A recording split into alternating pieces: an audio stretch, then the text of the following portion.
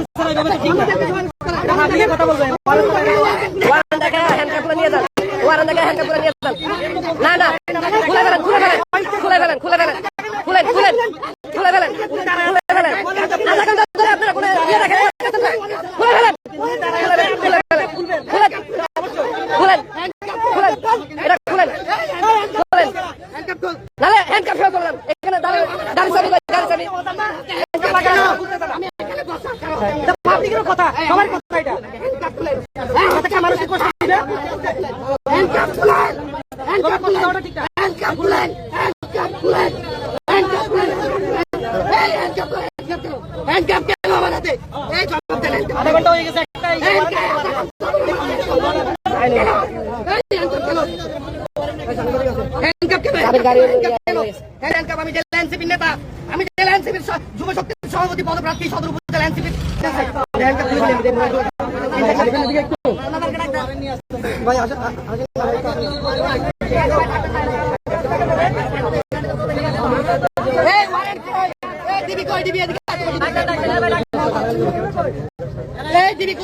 Police কোথায় রে?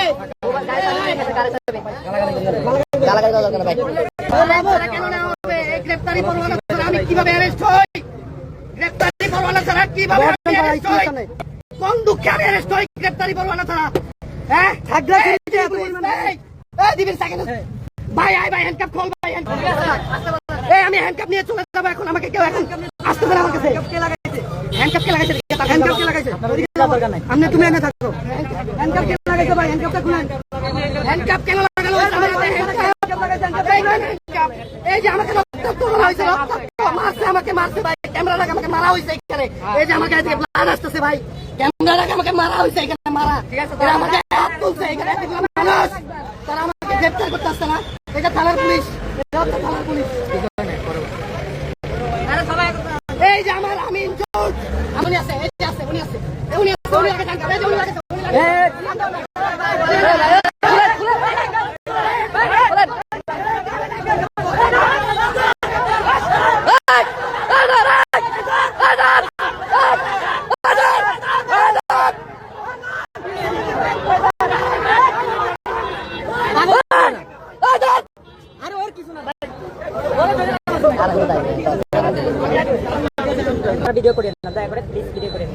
আমি পরিচয় দিলাম কি আমি জেলা ছাত্র দলের সাবেক অর্থ সম্পাদক এবং আমার ওয়ার্ড দলের সভাপতি ছিল।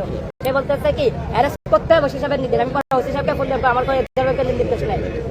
ফোন দিয়েছেন আপনি না? হ্যাঁ, আমি তো ওখান থেকে আসতেছি। তারপর ভাই আপনার বিষয় করতেছে না?